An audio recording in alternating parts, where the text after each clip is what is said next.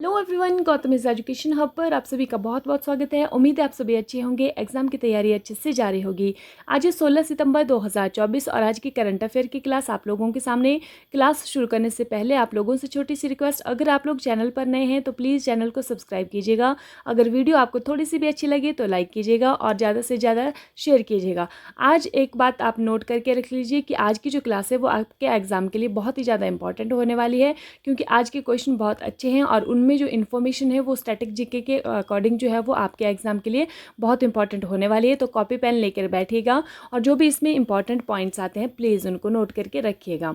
आइए देखते हैं पहला क्वेश्चन। हर वर्ष भारत देश में हिंदी दिवस किस दिन मनाया जाता है? ऑप्शन हैं 10 सितंबर, 11 सितंबर, 12 सितंबर या फिर 14 सितंबर। सही आंसर हमारे पास होने वाला है ऑप्शन नंबर डी, 14 सितंबर को। ठीक है, अगर हम बात करें, देखिए जो हिंदी दिवस होता है वो दो स्तरों पर मनाया जाता है, एक विश्व हिंदी दिवस और एक राष्ट्रीय हिंदी दिवस। ठीक है, और भारत में अगर राष्ट्रीय हिंदी दिवस की हम बात करें तो वो मनाया जाता है 14 सितंबर को, और अगर हम बात करें विश्व हिंदी दिवस की तो वो मनाया जाता है 10 जनवरी को। ठीक है, तो ये बातें आप लोगों को कन्फ्यूज़ करती हैं। एग्जाम में आप लोगों को क्लियर कट पता होना चाहिए कि कौन सा दिवस किस दिन मनाया जाता है। ठीक है, आइए इसके बारे में थोड़ी सी जानकारी ले लेते हैं। क्लास थोड़ी सी लंबी हो जाएगी तो प्लीज़ कोऑपरेट कीजिएगा। देखिए, अब देखिए यहाँ पर जो 1953 में है उससे, उस वर्ष से इस दिवस को जो है वो मनाना शुरू किया है 14 सितंबर को। 14 सितंबर 1946 को भारत की जो संविधान सभा है वहाँ पर M Munshi N G Ayyangar फॉर्मूले के आधार पर, हो सकता है आप लोगों से पूछ लिया जाए कि कौन से फॉर्मूले के आधार पर, M Munshi N G Ayyangar फार्मूले के आधार पर देवनागरी लिपि में हिंदी को भारत सरकार की आधिकारिक भाषा या राजभाषा के रूप में अपनाया गया। पहला जो हिंदी दिवस है वो 14 सितंबर 1953 को मनाया गया था और तब से हर वर्ष ये मनाया जाता है। ठीक है, अभी 2024 में देखिए इसको 75वां वर्ष मना रहा है अपना, और इस वर्ष पर अभी हमने थोड़े दिन पहले भी पढ़ा था कि चौथे अखिल भारतीय राजभाषा सम्मेलन का जो आयोजन है वो किया गया है। ठीक है, किसने किया है? गृह मंत्री जो कौन है हमारे, अमित शाह जी, उन्होंने किया है। ठीक है, और इसमें राजभाषा अनुभाग भी शुभारंभ किया है। अगर हम हिंदी की स्थिति की बात करें तो 2011 की जनगणना के अनुसार आप लोग, हम इतना तो हम जानते हैं कि जो 8वीं अनुसूची है उसमें कितनी भाषा हैं? 22 भाषाएं। तो 2011 की जनगणना के अनुसार 22 भाषाओं में हिंदी सबसे अधिक बोली जाने वाली भाषा है।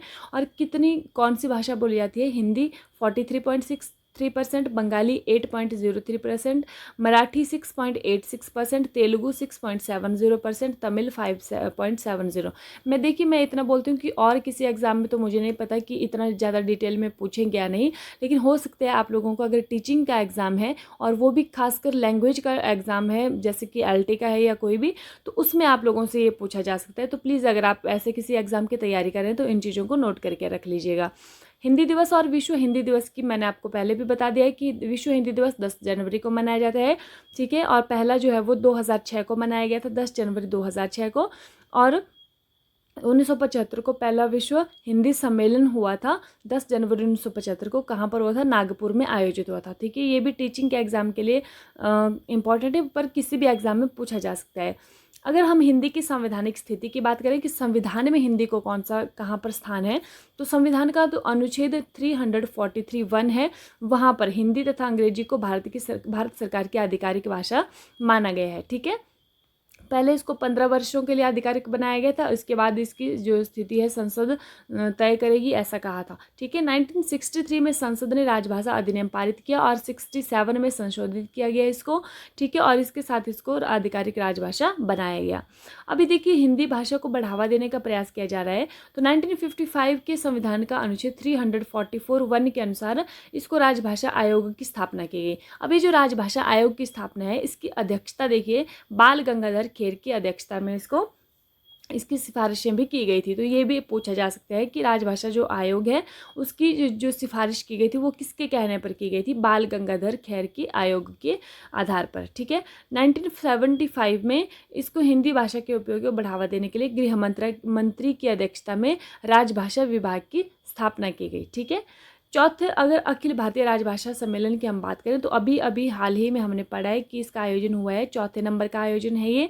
ठीक है, और हुआ कहाँ पर है? ये वाराणसी में 2021 में पहला वाराणसी में हुआ था, 2022 सूरत में हुआ था दूसरा, और गुजरात में तीसरा हुआ था, और अभी महाराष्ट्र में चौथे नंबर का पुणे में जो 2023 में गुजरात में और महाराष्ट्र में पुणे में आयोजित किया गया था। ठीक है, अभी देखिए इस अवसर पर केंद्रीय गृह मंत्री ने हिंदी की आधिकारिक भाषा बनने के 75 वर्ष पूरे होने के उपलक्ष्य में राजभाषा भारती पत्रिका का हीरक जयंती विशेष अंक, एक स्मारक डाक टिकट और सिक्का भी लॉन्च किया है।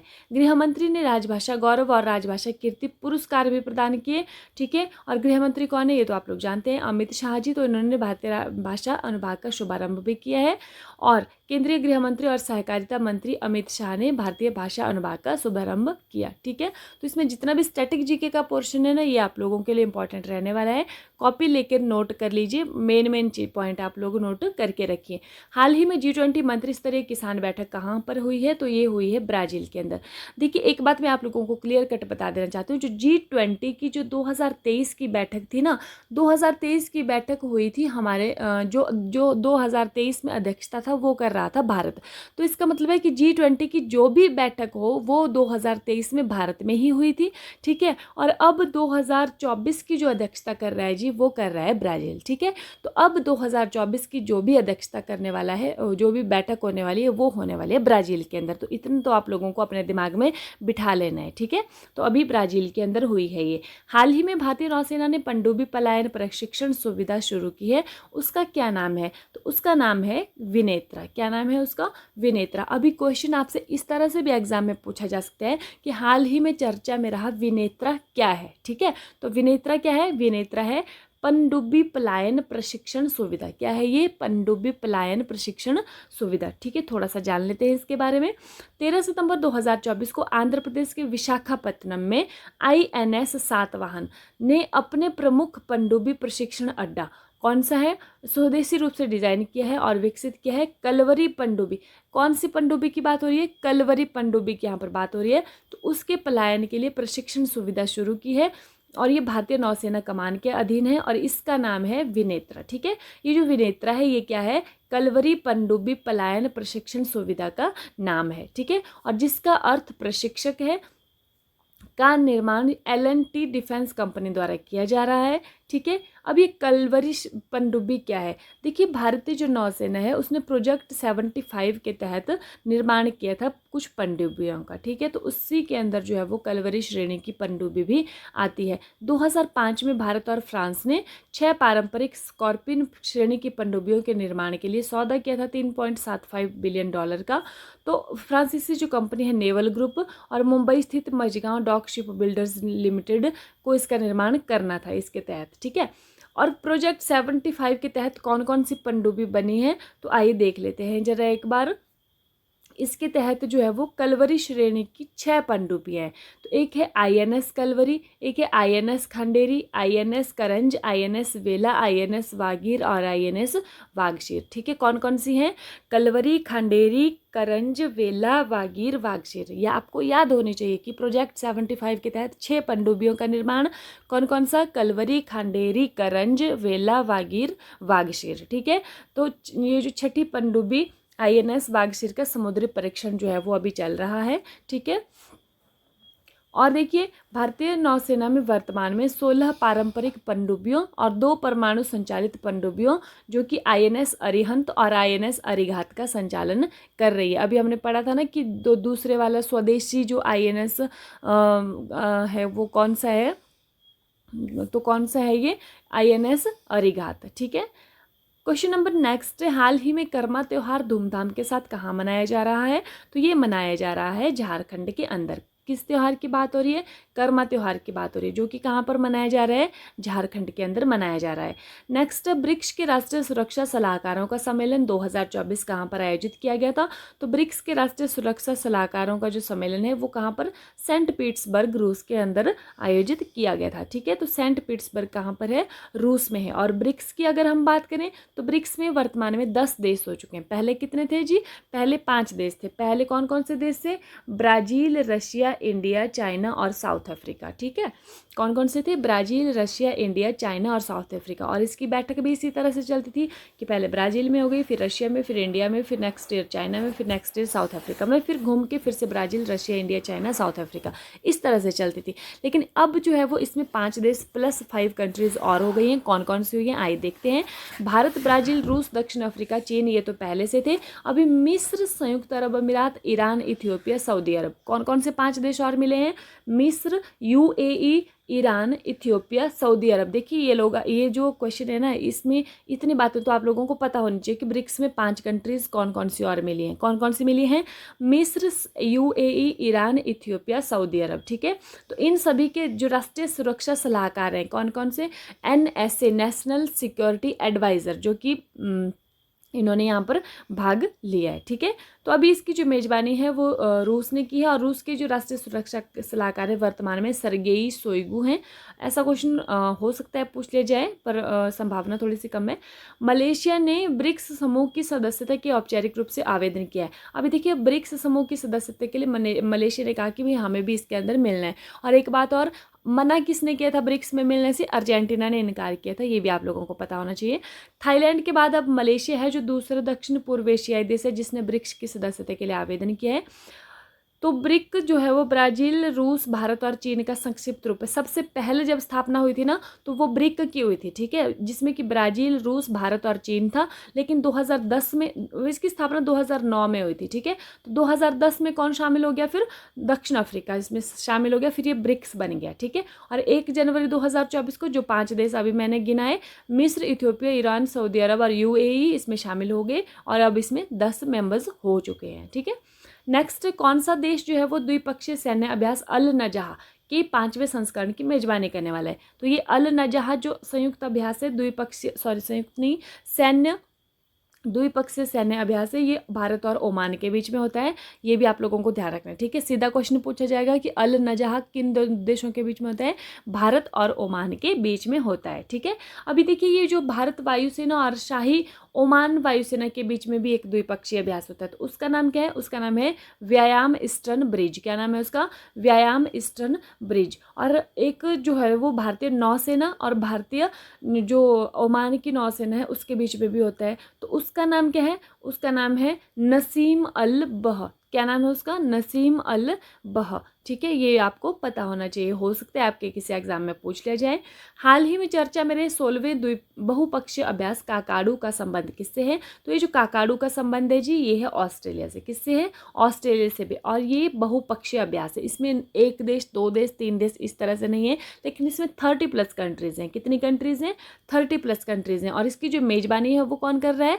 वो कर रहा है इस बार ऑस्ट्रेलिया। और क्वेश्चन आता है कि क्या भारत इसमें शामिल है? तो हाँ, इसमें भारत भी शामिल है। ये आप लोगों को पता होना चाहिए कि इसमें इंडिया जो है वो शामिल है। ठीक है, और इसमें जो भारतीय नौसेना है उसने भाग लिया है। और भारत का जो विमान है P-81 विमान, उसने भी इसमें भाग लिया। तो इतनी बातें आप लोगों को इसके बारे में पता होना चाहिए।